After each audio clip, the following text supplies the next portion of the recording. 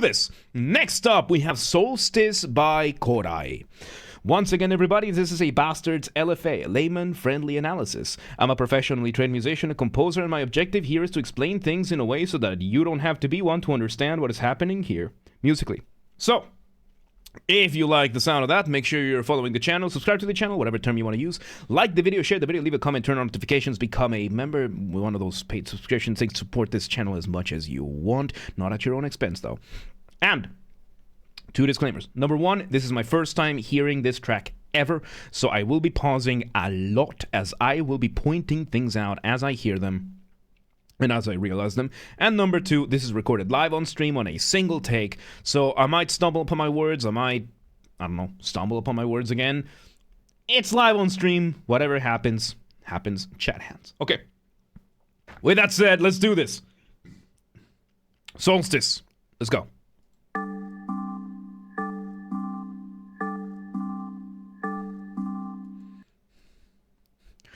Okay, we start with these 2 notes going back and forth, giving us a... It sounds like a tritone, but it's giving us an initial beat with what could be our motif. Because usually you do bring the motif pretty early.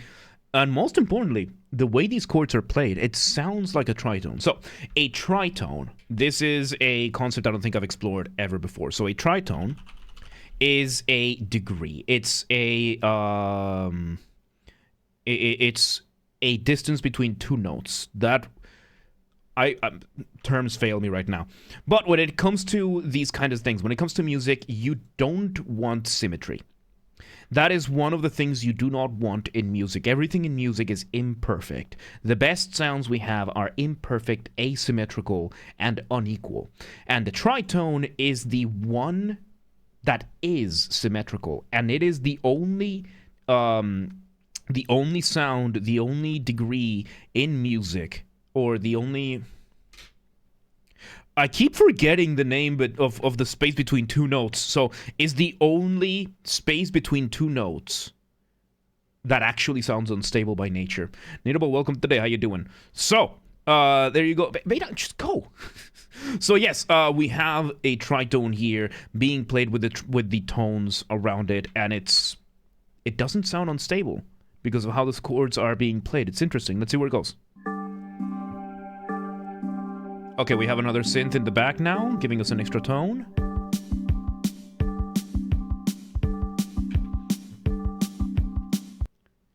And we bring in such a simple, straightforward drums.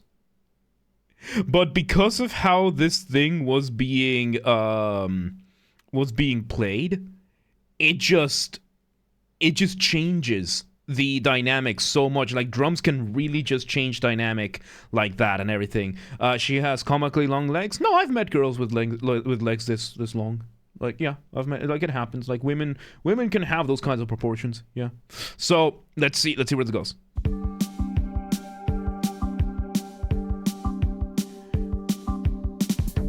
Okay, very, very nice. And there we go. We got a bass line now. What do you mean, what? Yeah, women can have pretty long legs. Have you never seen women before? Yeah, no, some women can have some guys can have pretty long legs. Yeah, no, like, this one is just because you see the shade of the skirt and everything, but yeah, no, I've met women who just have long legs. That is not unusual. I mean, it's not common, but it's not uncommon either. Maramix, thank you for the follow. Welcome to the mosh pit. Welcome to today. How you doing? So yeah, no. Let's see where this goes. So now we have a. I like this. So we are slowly adding layer by layer to this, because we start with the first synth giving us those 2 chords. We are putting more stuff in the drums. We put the bass. Now we add the hi-hat, and this is like, it's just fun. It's just fun. Thank you, Maramix. I appreciate it. And we're just doing a very, very clamp art. There you go. God damn it. Okay, so we're having now this this layout that we're slowly putting. Once again, when you're making music, you want a careful balance between what is familiar and what is new.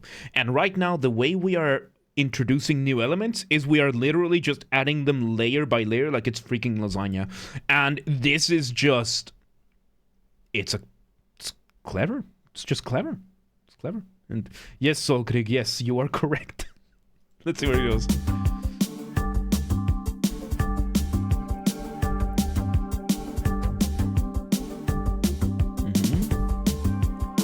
We have another synth in the top.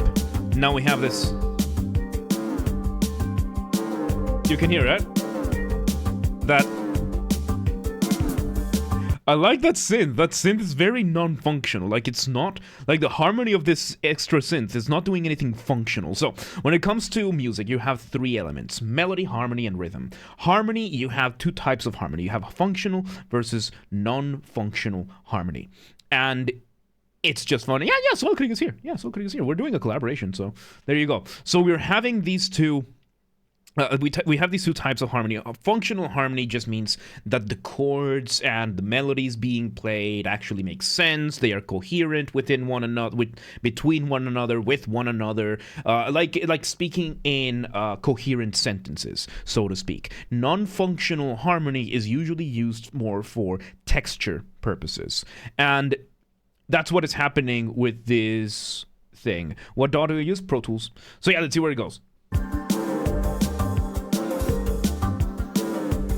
And yeah, we're just adding more and more layers and more layers. We have another synth that was high up. Are we removing? Yeah, we have another synth keeping up with the drums higher up, a little bit hidden between the non-functional synth and the hi-hat. So it's a little bit hard to catch it, but it is following the drum beat. And it's giving us between a motif and the chords being played. Like, it's in between a scale and arpeggios. And it's just... it's very interesting. It's very interesting to hear this, especially because of how hidden it is. Let's see if this is brought up further front. Let's see.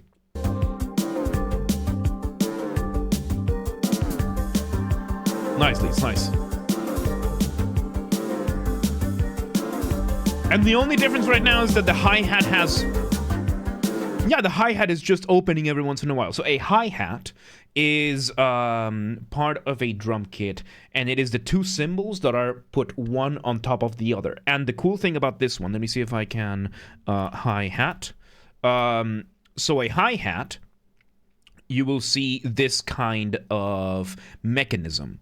And you can see it over here. Minya, welcome today. How you doing? So you see this, how these are a little bit further from one another. You have this pedal at the bottom that when you press it, the hi-hats come together. That is closed hi-hat. When you release it, you can open it, and you can always change the distance and everything.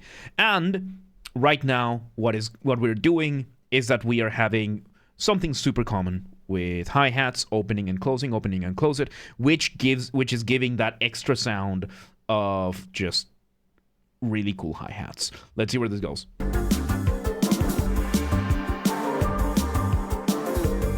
That was a gong. That was a gong. And there we go. High up, we have some chords. We're having the chords. Like, for how many layers we're getting... it's pretty difficult to tell. Like, right now, the main motif is being carried by the bass line. Like, the bass line is the most easily identifiable layer over here. And the cool thing is, because we have been introducing things one by one, we've been drip feeding everything, we are getting this more and more complex just structure happening. And it still sounds like it's naturally forming. It just feels like it's evolving naturally. And that's a tricky balance to achieve. Especially when you don't have a clear-cut motif. So that is pretty tricky to do. I mean, if you put this in Geometry Dash, then you have the level, and then this becomes functional music, and then it's scoring, so the music doesn't have to have it, but by a piece itself, it is tricky to keep it entertaining while maintaining this level of complexity, and it sounds like KORAII is not done yet. Let's see where it goes. Do not request song just yet. There we go, we're having that synth. That synth that was in the background is coming further and further ahead. And it's getting taken away, brought back forward, taken away, back to the front. Back away, back to the front. Ooh. Yep, oh!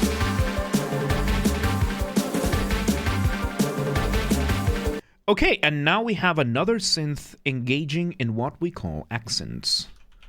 Accents in music is not to be able to tell where somebody is from. It is for accentuation. So accentuation is a rhythmic thing. Again, when you're making music, three elements: melody, harmony, rhythm. Rhythm, use of time. When things happen, how fast, how slow, all that kind of stuff. And in this case, accentuation is when you take specific points in the rhythm and you highlight them with something else. So in this case, you can hear that other synth, the newest one that we just heard, giving us very specific points of the rhythm. And that's it. We're getting very specific points of the rhythm. And they're being highlighted. They are being accentuated. We are getting accents to now make it feel a little bit different, giving us a new feeling to this piece that we're having right now. All right, sounds good, Nico. Sounds good. Let's see where it goes. And most importantly, now that this synth is at the forefront, at the spotlight, it actually sounds like we have a motif. We finally have a motif. Because so far, everything has been doing different types of ostinato. Ostinato just means you're repeating something over and over and over again the exact same way. And now it feels like we finally have a motif. 2.5 minutes in, we actually have a proper motif, a semblance of a melody, front and center, not hidden between the layers. And keeping a piece entertaining while not having any of that be front and center, that's pretty good. That's pretty good. That's tricky to do. So kudos to KORAII for pulling this off. Let's see where it goes.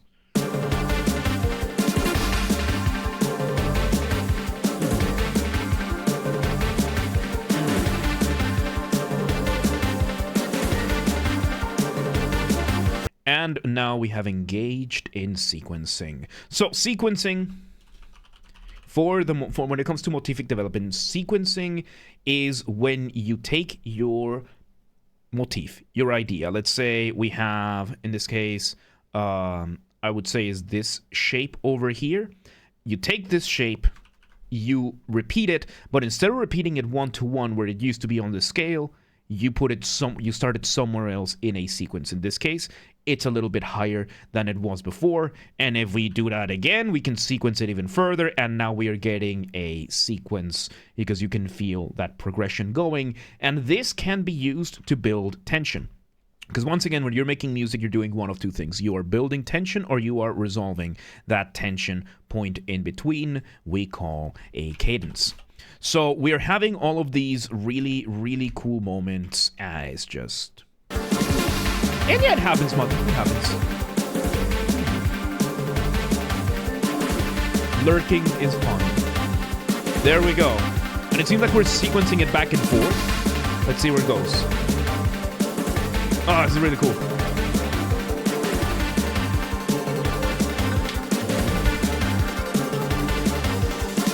And yeah, we're still just adding layers and layers, but now that we have a front and center motif, the other layers that are being added feel a lot more subtle. This is really cool. Let's see. Let me just back up a second or two, because I think I missed something there. Let's see. Oh no, another transition, adding more to the drums again.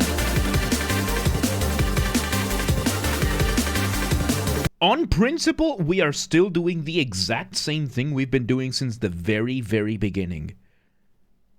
It's been 3 minutes and we're still using the exact same loop. And he's actually, and KORAII is actually keeping it interesting. So this is, yeah, this is pretty cool. It's pretty cool. Yeah, don't request just yet, not yet.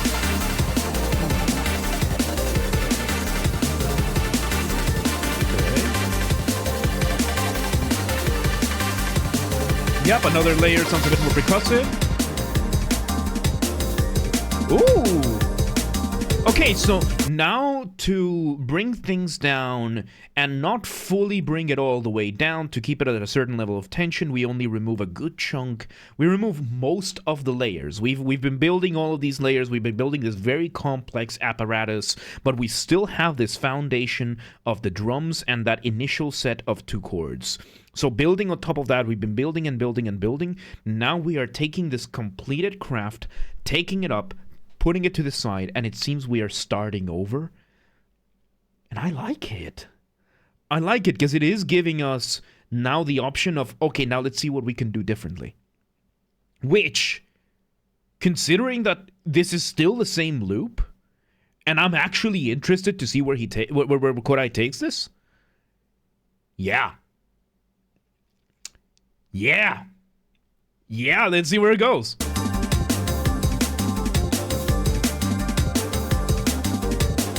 I'll explain everything, Motific. Don't worry. Don't worry. I'll explain how it works.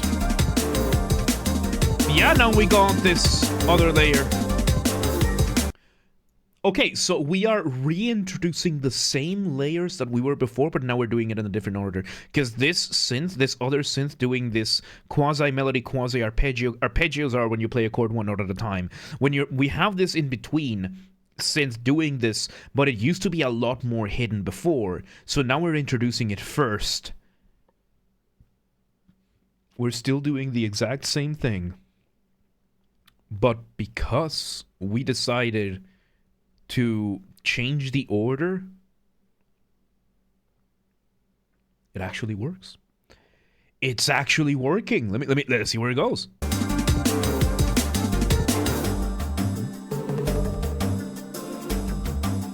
And off the ramp we go. So going off the ramp, that is a colloquial term that I use. Colloquial is just that there is no official academic term, or at least I'm not using it for the sake of simplicity.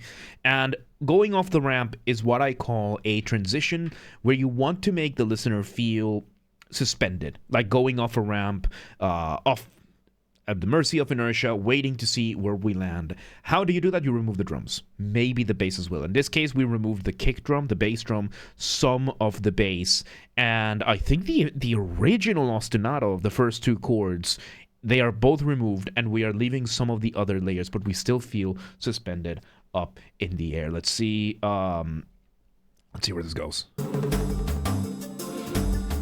Yeah, BCC, don't compromise your sleep schedule to be on stream, man. Okay. So now we have this new drum line, like it's this.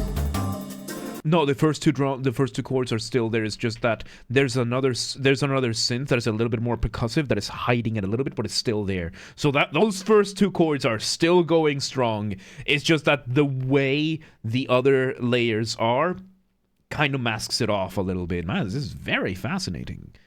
Because in theory, something like this should not work.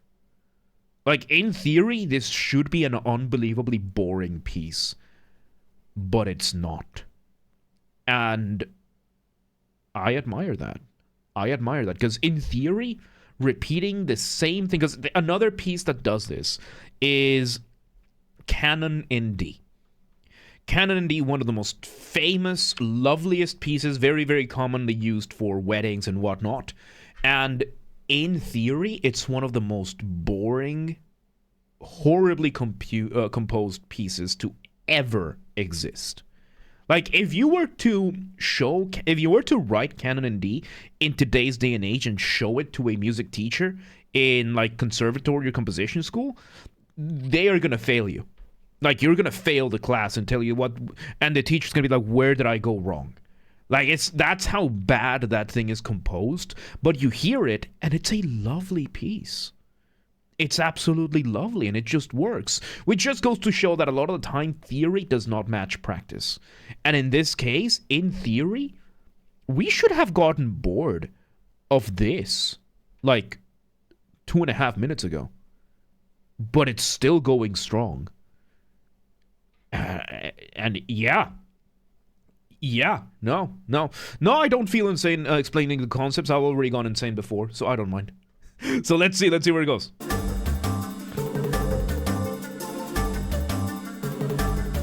Is that a flute? Now we go off the ramp. Those two chords are still there. And yeah, some of the layers that we had before, they're now being highlighted more. We still have 2 minutes left, dude. What are you doing? Where are we going with this? We bring back that initial drums, but now with these other synths like this, that sounds like Final Fantasy synths over there. And there's that. And yeah, the reason why I don't mind explaining this over and over and over, these concepts over and over, is because that I know that somebody will be hearing them for the first time. And I like that idea. That even though I explained this video or these concepts like 200 videos ago, it's still gonna be somebody's first time hearing these concepts.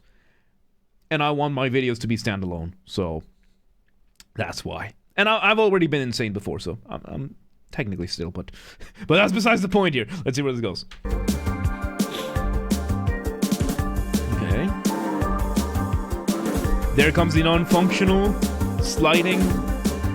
So yeah, we're rebuilding now with a couple of extra bits here and there with another variation. Yeah, we're just... This is flat out recapitulation with a little bit of variation. Recapitulation is just we are revisiting the material. We're looping it back, but there are a couple of synths, there are a couple of added layers that we had from a little bit before that are still giving it a different connotation, and it's working. Like that's what keeps like just itching my brain here, that it is actually working, because this in theory shouldn't. But it is. So, let's see where it goes.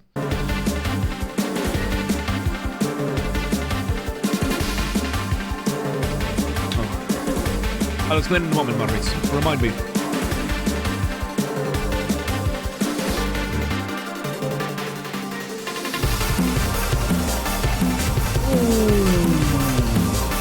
And once again, the changing of drums does such a big difference. Now I'm gonna bring it up. So if you want to see how much drums can really affect the surrounding, like the rhythm section can really affect the surrounding thing, the greatest example that I can think of is the intro to The Mirror by Dream Theater. First minute is the guitar playing the exact same thing over and over and over and over again. And the drums and the synths and the keyboard and the bass change around it. And there are points where it legit feels like there's no way this is the guitar playing the exact same thing. So there you go. There you go. That's, yeah, I just wanted to bring that up because of course I had to. Let's see where it goes. It's a really cool drum beat now. Oh, and we added... And we added another layer to the snare to make it sound a little bit different. Now there are 2 layers in the snare, and it's making the snare sound a little bit lower than before. And that is also giving us this extra layer of connotation and everything. Let's just see where it goes.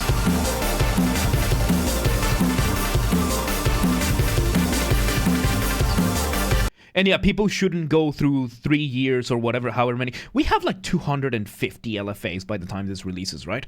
And I don't want people to have to watch every single one to understand some of these concepts. Defeats the purpose of Layman-Friendly. So yeah, nothing against anybody, but yeah, no, that's kind of the idea of this show. Anyway, with that, we're about to reach, we've reached climax territory here, because we are, of course, revisiting a bunch of the material. We've built everything up, and most importantly, we're about to reach the outro. So let's see how KORAII deals with this outro, because we've been looping a lot. There are a few ways, but Yes. Caught in the snare 100%. One more synth. Ooh. Oh, we add one more note to that other synth. One more note to that other synth as like an afterthought. And it makes such a big difference. Like, some of these changes are so minuscule, but they're so well implemented that it just makes it fun. Like, it's still the same loop that we had from the first 5 seconds, and it is still working. Let's just see how this ends.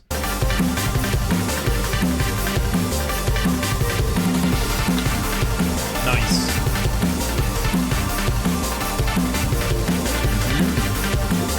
How are you gonna end this? How are you gonna end this? We change the drums once again. We bring another layer of synth. We change the rhythm a little bit. And how are you gonna end this? Okay, and off the ramp with that synth going up there, we keep those 2 chords. Call and response kind of synths. And there you go! We just remove the layers, like we remove most of the layers, then we remove most of the layers, and then we remove most of the layers, and bada bing, bada boom, we are done. That was a trip, dude! In theory, this should not have worked. This was 6.5 minutes of the same loop, played over and over and over again, with variations, with layers added and subtracted over to it. In theory, this should not work, yet it did. And that is a testament of how well crafted this was. That was really fun. That was really fun. And there you have it. But this was not theory, exactly. But this is not theory, and this is proof that theory doesn't always match practice. So there you go. That's why one of the first things you learn is that there are no rules in music. What there are common practices. There's a reason why things work a certain way, but if you can break them, if you can learn how to break some of these rules, then you can get away with a lot of stuff. It just happens that a lot of people just over-intellectualize that, and they intellectualize reality so much that they stop living in it, and it results in, you know, the current climate in the classical music world, but I'm not going to get into that. So there you go. That was Solstice by KORAII. What a fun track, dude. What a fun track. Once again, everybody, this has been a Basterd's LFA, a layman-friendly analysis. I'm a professionally trained musician, a composer, and my objective here has been to explain things in a way so that you don't have to be one to understand what's happened here musically. So if you're watching this on the YouTube video archive thing, thank you for watching. Make sure you're following the channel, subscribe to the channel, whatever term you want to use. Like the video, share the video, leave a comment, turn on notifications, become a member, support this channel as much as you want. Not at your own expense, though. If you want to listen to this without me interrupting every 3 seconds, I will be linking it in the description. If you want to request songs, if you're on the stream, you can start requesting songs. And if you're not on the stream, go to the Discord, link down below. Go to the LFA requests channel and follow the instructions on the pinned messages. And if you want to catch these streams whenever they happen live, we aim for Monday through Friday, 6 p.m. Central European Time, if you want to know what time that is for you. We have the Discord and the Twitch, both of which have the... I was reading something. Both of which have the schedules in your local time zone, the full schedule. And follow the gaming channel. We have a gaming channel, Games Are Basterd, where the YouTube gaming channel, where we put the VODs of our gaming after shows whenever they happen. Link down below, or just search for it. Same username as James R. Basterd, just swap the J for a G, and you got it. And there you go. There you go. With that... that was Solstice. That was really cool, man. That was really, really, really cool. But yeah, let's move on.